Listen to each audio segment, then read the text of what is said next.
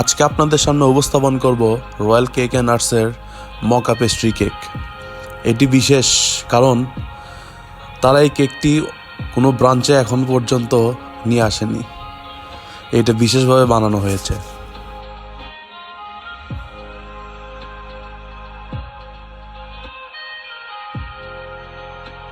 অনেকদিন পর আপনাদের সামনে ফুড কন্টেন্ট নিয়ে এসেছি।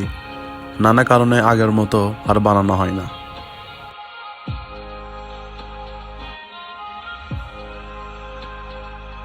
মকা পেস্ট্রি কেক মূলত কফি এবং চকলেটের মিশ্রণে তৈরি করা হয়।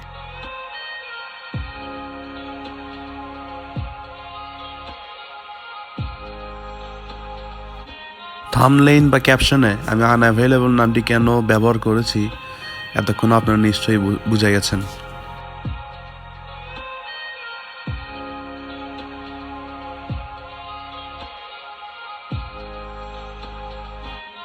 কেকটি কিন্তু অনেক সুস্বাদু হয়েছে, অবশ্যই আপনারা দেখেই বুঝতে পারছেন। কিন্তু আমি দুঃখিত যে এই কেকটি আপনাদের সাথে আমি শেয়ার করতে পারছি না।